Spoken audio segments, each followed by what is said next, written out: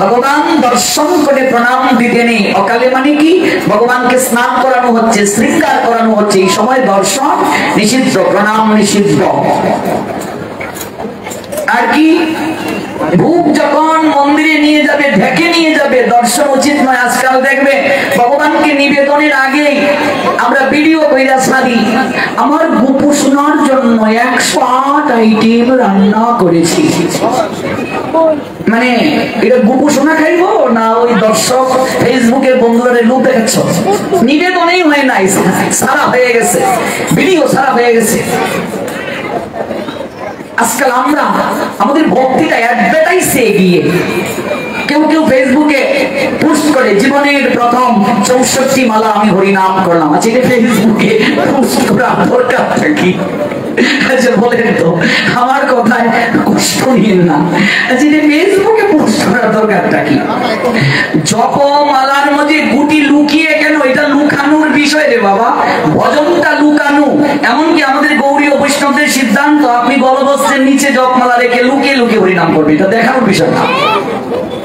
আজকাল আমরা কে কত প্রকাশ্যে আমার ভজন দেখাবো, মানুষ আমি সম্মান করে শ্রদ্ধা করবে, আমি বড় বৈষ্ণব, আমি 64 মালা হরিনাম করছি, এটা ফেসবুকে দেওয়ার দরকার থাকে। অকালে বিষ্ণু দর্শন নিষিদ্ধ। স্নান ভোজনাদি সময় মানে অকাল সময়। ভগবানের মন্দির একবার প্রণাম না করাই শ্রেয়, 4 বার পরিক্রমাটা, এটাই আমাদের সর্বাধিক শাস্ত্র বলেছে। এটা বিষ্ণু স্মৃতি শাস্ত্র। এক হস্ত প্রণামশ্চ একাচৈব প্রদক্ষিণা, অকালে দর্শনং বিষ্ণু হন্তি পুণ্যং পুরাকৃতম। দুর্গা মন্দির কয়বার পরিক্রমা করতে হয় মায়েরা? এই যে দুর্গা মন্দিরে আছো, দুর্গা বাড়িতে কয়বার পরিক্রমা? 4 বার নয়, দুর্গা মন্দির 4 বার নয়। নিঃসিংহ পুরাণে আছে, একা চন্দাং রবৌ সত্য তৃষ্ণ দদ্দাত বিনাপকে সহস্র কেশবে দদ্দাত শিবে তত্ত্ব প্রদক্ষিণা। মা দুর্গা মন্দিরে 1 বার পরিক্রমা। মায়ের মন্দির শক্তি মন্দির কয়বার? 1 বার পরিক্রমা। সূর্য মন্দির 7 বার বলছি। গণেশ মন্দির 3 বার।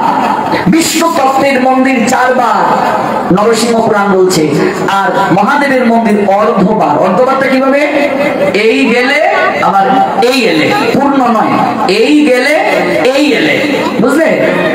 অর্ধবার। নৃসিংহ পুরাণ বলছে শক্তি তত্ত্বকে ডানে রেখে প্রণাম, বিষ্ণু তত্ত্বকে বামে রেখে প্রণাম। প্রণামটা আপনি কিভাবে দেবেন?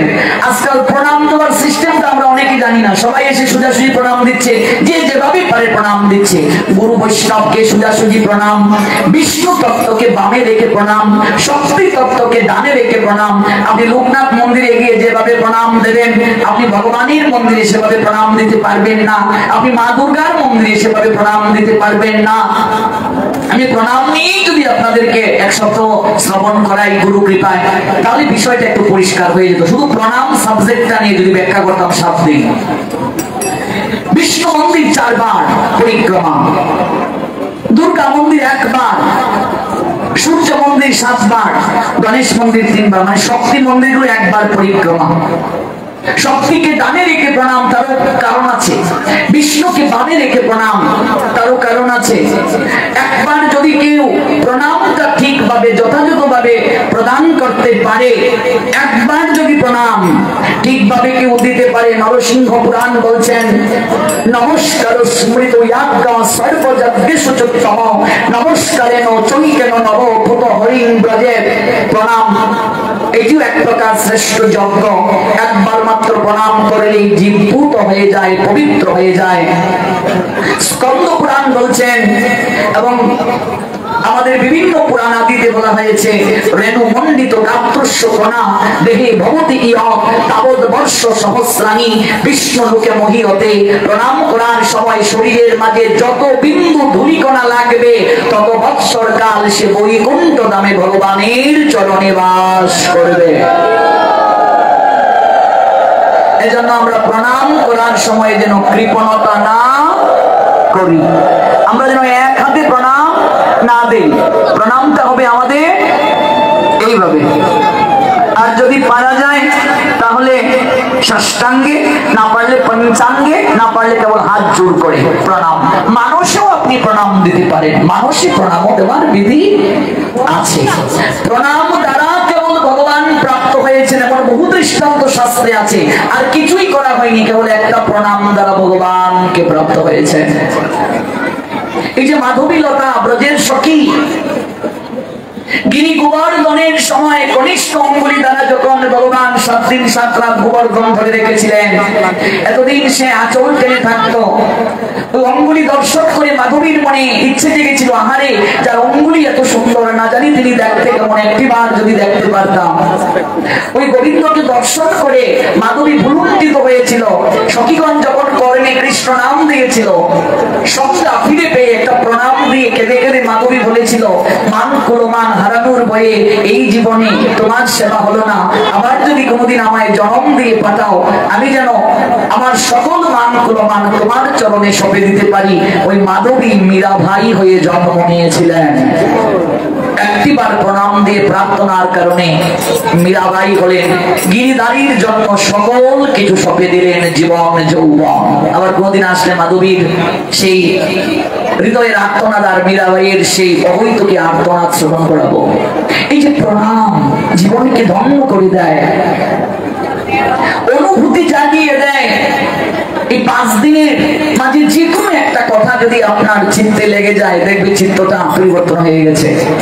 মুর্শিদাবাদ জেলার জমিদার কৃষ্ণচন্দ্র গঙ্গা গোবিন্দ সিংহের যিনি নাতি ছিলেন, সেই কৃষ্ণচন্দ্র জমিদারের রাজ অট্টালিকায় একটা কাজের মেয়ে ছিল। ওই কাজের মেয়েটাকে তার বাবা যখন এই রাজ অট্টালিকায় দাসী বৃত্তির জন্য দিয়ে গিয়েছিলেন, তখন বলেছিলেন প্রণাম দিয়ে, বাবুজি আমার মেয়েটা কৃষ্ণ ভক্ত, ভগবানকে নিবেদন না করে কোনোদিন প্রসাদ গ্রহণ করি নাই, আজকে পেটের দায়ে আপনার রাজত্বালিকায় দাসী বৃত্তিতে দিয়ে যাচ্ছি। ওই সংসারের কাজের পাশাপাশি তাকে একটু ভজন করার সময় দেবেন, সুযোগ দেবেন, পরিবেশ দেবেন। আর 10টা মিনিট সবাই কৃপা করে শ্রবণ করে যান, পরিবেশটা কৃপা করে নষ্ট করবেন না। আমরা তো সংসারে গৃহে সব সময় ফিরে যাই, কিন্তু একবার নিত্য আনন্দ নিকেতন আমাদের যে বাড়ি, সেই বাড়িতে কি করে যাব একটু জেনে যান। আবার কবে আসবো না আসবো, আবার অনেকেই গতকালকে তো আমরা নৃত্য করেছি, অনেকেই চলে গিয়েছে, মায়েরা অনেকেই বলছে এদিক থেকে নৃত্য কিন্তু না হলে আমরা মানবো না, পাঠের পরে আমরা 15 মিনিট নৃত্যও করবো, বাড়ি তো যাবোই। এই বাড়ি থাকবে গো সংসার, তুমি জন্ম নেওয়ার আগেও ছিল, আমি জন্ম নেওয়ার আগেও ছিল, আমি তুমি চলে যাওয়ার পরও সংসার থাকবে। অথচ মাঝ পথে আমরা এসে আমার আমার আমার আমার করে মারামারি করছি, মাথা ফাটাচ্ছি। আর 10টা মিনিট কৃপা করে আমরা শুনবো, তারপর আমরা পাঠ অন্তে 10 মিনিট নৃত্য করে যাব। আর যদি সবাইকে মহাপ্রভু সুস্থ রাখেন, কানাই গোলাই মন্দিরে আবার সাক্ষাৎ হবে জন্মাষ্টমীতে। ওই কাজের মেয়েটা যখন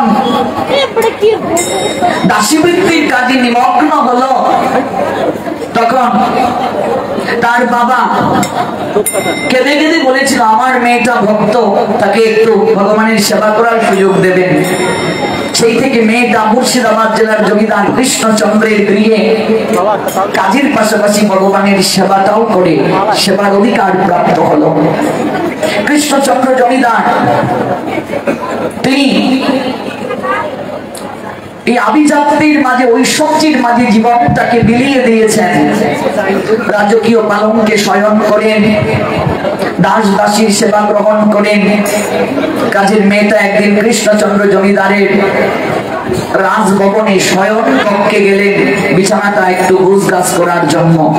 রাজকীয় পালঙ্ক, নরম বিছানা আলতু করে যখন মেয়েটা পরশ করলো, স্পর্শ করলো, তখন মনে মনে তার ইচ্ছে জাগলো, আহারে আমার এই বাবু এখানে শয়ন করে না জানি কত আরাম হয়, যদি কয়েকটা ঘন্টা এই বিছানাটা আমি একটু ঘুমাতে পারতাম, না জানি কত আরাম হয়। হৃদয়ে মাঝে যখন এই ইচ্ছেটা জাগলো, না বাসনাটা জাগলো, তখন ওই আভিজাত্যের এই মায়ার পালঙ্ক, পালঙ্কের নরম বিছানায় যখন দেহটাকে এলিয়ে দিল, দেহটাকে যখন শয়ন করালো, তখনই নিদ্রা দেবী, মায়া দেবী এসে এসে তাকে ঘুম পাড়িয়ে দিলেন। ভুলে গেল সে চাকরানী, সে মালিকের বিছানায় মালিকের কাজকে ফাঁকি দিয়ে ঘুমিয়ে গেছে। ভালো করে লক্ষ্য করবেন, আজ সে ভগবানকে সেবাও দেয়নি, এটাও সে ভুলে গেছে। চৈতন্য চরিতামৃত জানালেন, জীব কৃষ্ণের নিত্য দাস, এই কথা যখনই ভুলিল মায়ার সংসার তারে ঝাপটিয়া ধরিল। কৃষ্ণ বলি সেই যে অনাদি বহির্মুখ, কবিরাজ গোস্বামী পাদ বললেন, অতএব মায়া তারে দেয় সংসার দুঃখ। সংসার দুঃখ আমরা কখন পাই? কৃষ্ণকে ভুলে যাওয়ার কারণে। কৃষ্ণচন্দ্র জমিদার যখন তার স্বয়ং কক্ষে গেলেন, গিয়ে দেখেন তার ঘরের কাজের মেয়েটা কাজকে ফাঁকি দিয়ে এই রাজকীয় পালঙ্কে ঘুমাচ্ছে।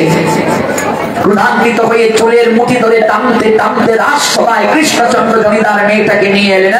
এই তোর সাহস তো কম নয় রে, তুই আমার ঘরের চাকরানী, তুই কাজ ফাঁকি দিয়ে এই বিছানায় ঘুমিয়ে বিশ্রাম নিচ্ছিস? এই কে আছিস? একটা ব্যাগ নিয়ে আয়, এই অবাধ্য মেয়েটাকে 30টা ব্যত্রাঘাত কর। মুর্শিদাবাদ জেলায় এই ঘটনা ঘটেছিল। একটা ব্যত্রাঘাত করা হলো, মেয়েটা হাসছে। আরেকটা ব্যত্রাঘাত করা হলো, মেয়েটা কাঁদছে। পুনরায় ব্যত্রাঘাত করার পর মেয়েটা পুনরায় হাসলো, পুনরায় কাঁদলো। 15 বার হাসলো, 15 বার কাঁদলো। কৃষ্ণচন্দ্র জমিদার বললেন, ওরে জগতে যারা কষ্ট পায়, দুঃখ পায়, তারা তো কেবল কাঁদে, তুই একবার হাসছিস কেন, কাঁদছিস কেন রে? বিদায় বেলা এই শিক্ষাটা নিয়ে যা, তুই হাসছিস কেন, একবার কাঁদছিস কেন? মেয়েটা বলে উঠলো, বাবু হাসছি আমার জন্য আর কাঁদছি আপনার জন্য। জমিদার কৃষ্ণচন্দ্র কৌতূহলবশত বললেন, তোর জন্য হাসছিস, আমার জন্য কাঁদছিস, বিষয়টা একটু বুঝিয়ে বলতো। বাবু মনে কি পড়ে, আমার বাবা রাজ অট্টালিকায় যেদিন আমাকে নিযুক্ত করে দিয়েছিলেন, সেদিন কেঁদে কেঁদে বলেছিলেন, বাবু আমার মেয়েটা বড় ভক্ত, আমি জানি না ভক্ত হতে পেরেছি না বাবু, কিন্তু ভগবানের সেবা না দিয়ে আমি কখনো আহার করিনি। আপনারই রাজকীয় পালঙ্কের নরম বিছানা গোছগাছ করতে এসে আমার হৃদয়ে মাঝে ইচ্ছে জাগলো, আহা না জানি কত আরাম আয়েস হয় এই বিছানায় শয়ন করলে, একটিবার যদি আমি শয়ন করতে পারতাম। যখন আমি ওই বিছানায় আমার দেহটাকে বিছিয়ে দিলাম, মায়া দেবী আমায় ঘুম পাড়িয়ে দিলেন, আমি ভুলে গেলাম আমি চাকরানী, আমি মালিকের বিছানায় কাজ ফাঁকি দিয়ে ঘুমিয়ে গেছি, আমি অপরাধ করেছি, আমাকে তো শাস্তি পেতেই হবে। হাসছি এজন্য, ভগবান কত করুণাময়, বাবু আমার গোবিন্দ কত করুণাময়, মাত্র 30টা ব্যত্রাঘাত করে আমার চিত্তে ওই চেতনা জাগিয়ে গেলেন, ওরে চাকরির দায়িত্ব মালিকের হুকুম পালন করা রে, তার বিছানায় ঘুমিয়ে আরামাইশ করা নয়। কিন্তু বাবু আমি কাঁদছি আপনার জন্য। বাবু এই জগতে আমি যেমন চাকর, আপনিও চাকর। এই রাজ সিংহাসন আপনি কি সঙ্গে নিয়ে এসেছিলেন বাবু? এই সোনার মুকুট আপনি কি সঙ্গে নিয়ে এসেছিলেন বাবু? এত হাজার হাজার পরিচারক পরিচারিকা দাস দাসী আপনি নিয়ে এসেছিলেন বাবু? আমি যেমন গোবিন্দের চাকরানী, আপনিও গোবিন্দের চাকর বাবু। এই জগতে সবাই ভগবানের চাকর, ভগবানের দাস, ভগবানের দাসী। মাত্র কয়েকটা ঘন্টা আপনার কাজ ফাঁকি দেওয়ার কারণে, এই বিছানায় ঘুমানোর কারণে আপনি আমায় 30টা ব্যত্রাঘাত করলেন বাবু। আপনার ঘরে এতদিন যাবত আমি কাজ করি, একটা দিনও তো ওই মালিকের একটা হুকুম পালন করতে আপনাকে দেখিনি বাবু। কোনদিন আপনাকে একটা সময়ের জন্য ঠাকুর করে গিয়ে বসতে আমি দেখিনি, গুরুচরণে আশ্রয় নিতে দেখিনি, একাদশী ব্রত থেকে শুরু করে হরিনাম করতে দেখিনি। মালিকের একটা হুকুম আপনি পালন করেননি এত বছর যাবত। এই রাজকীয় পালনকে দিনের পর দিন, মাসের পর মাস, বছরের পর বছর আপনি শয়ন করে এসেছেন। যদি কয়েকটা ঘন্টা আপনার হুকুম লঙ্ঘন করার কারণে আমাকে তৃষ্ণা ব্যত্যাঘাত পেতে হয়। না জানি সারাটা জীবন আপনি ওই মালিকের হুকুম লঙ্ঘন করে ওই রাজকীয় পালনকে বিশ্রামের কারণে না জানি শেষের দিনে ওই মালিক আপনার জন্য কতটা ব্যত্যাঘাত জমা করে রেখেছেন। না জানি কয়েকটা বেতের বাড়ি আপনার জন্য রয়েছে। কৃষ্ণচন্দ্র জমিদারের চিত্রটা দুপুরে মুচড়ে গেল, ভুলুণ্ঠিত হয়ে গেলেন তিনি। এই অট্টালিকার আঙ্গিনাতে কথাটা কি বললেন? আমার কথাটা এই জায়গায় বড় আঘাত লাগলো, ঠিকই তো। আমি তো রাজ সিংহাসন নিয়ে আসিনি রে, আমি তো অট্টালিকা নিয়ে আসিনি রে, আমি তো রাজ মুকুটি নিয়ে আসিনি রে, আমি তো দাসী নিয়ে আসিনি রে, আমি তো রাজকীয় পালঙ্ক নিয়ে আসিনি রে। মাত্র কয়েক ঘন্টা যদি তুই আমার কাছে ফাঁকি দিয়ে এই বিছানায় ঘুমানোর কারণে তোকে আমি তৃষ্ণা ব্যত্যাঘাত করি, ঠিকই তো রে। আমি তো একটা দিনও গোবিন্দের কোন ডিউটি পালন করিনি রে।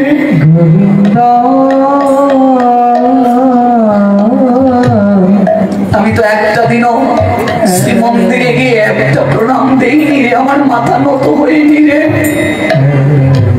এই কৃষ্ণচন্দ্র জমিদার আমার পিতা আমাকে আদর করে লালা বলে ডাকতো, লালা বাবু। আমি আজকে তোকে আমি কথা দিলাম, জগতে যতদিন বেঁচে থাকবো আমি আর কোনোদিন মালিকের কাজ ফাঁকি দেব না রে। আমি সবার কাছে অনুরোধ রেখে যাব, যারা দীর্ঘিত আমরা ঘুম থেকে উঠে আমাদের যে নিত্যকর্ম আছে এটা যেন করি। নিত্যকর্মের শীত যারা পান নাই আজকে নিয়ে যাবেন। গুরু চরণে একটু পুষ্পাঞ্জলি, গোবিন্দ চরণে তুলসী মন্ত্র স্মরণ, হরিনাম, তুলসী স্নান, প্রণাম, পরিক্রমা, এক অধ্যায় গীতা পাঠ। এই যে ডিউটি, এটা করে আপনি ব্যবসায় চলে যান, কোনো সমস্যা নেই। চাকরিতে চলে যান, কোনো সমস্যা নেই। কিন্তু ডিউটিটা যেন আমাদের পালন করার সব সময় প্রবণতা থাকে।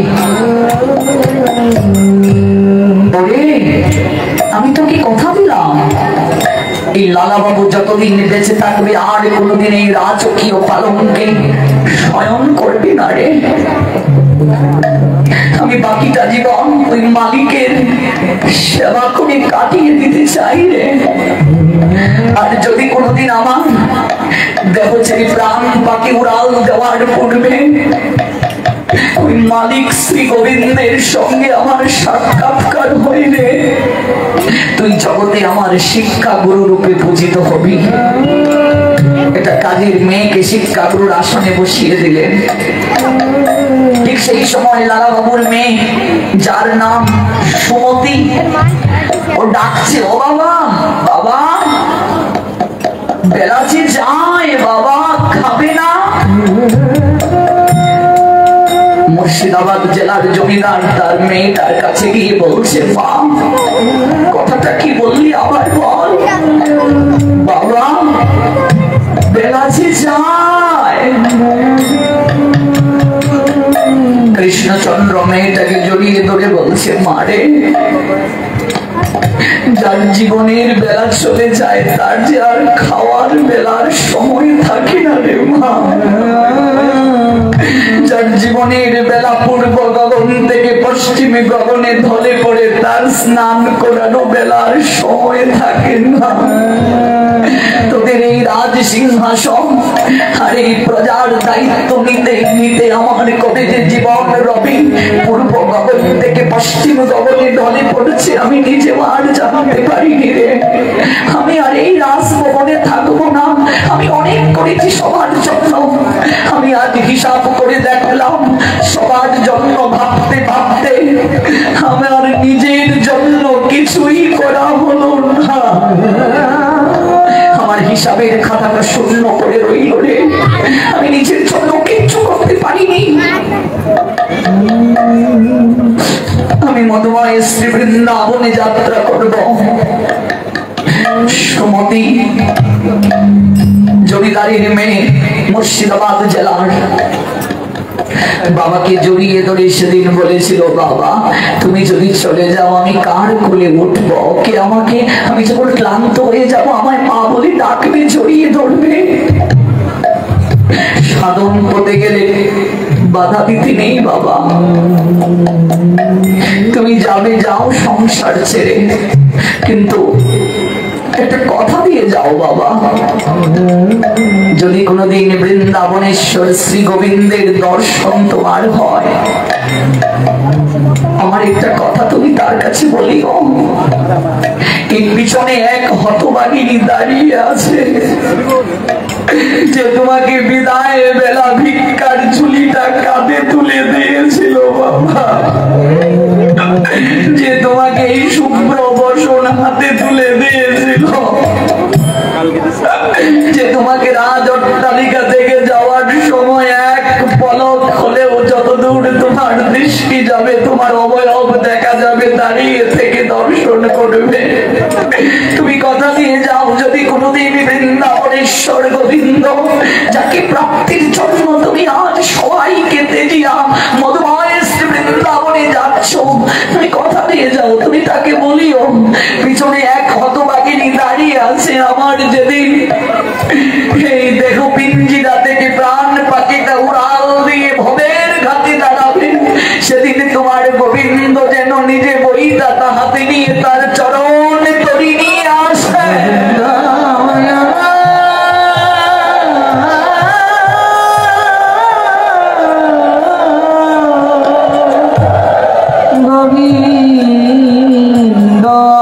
কৃষ্ণচন্দ্র জমিদারের বৃন্দাবনে গোবিন্দ দর্শন হয়েছিল। আজও বৃন্দাবনে লালাবাবুর মন্দির আছে,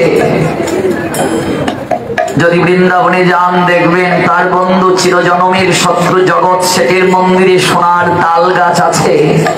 যে জগৎ শেঠের বাড়িতে তিনি ভিক্ষায় যেতে চান নাই, পরবর্তীতে গুরু কৃপায় জগৎ শেঠ ভিক্ষা হয়ে সংসার তেজিয়া চলে এসেছিল।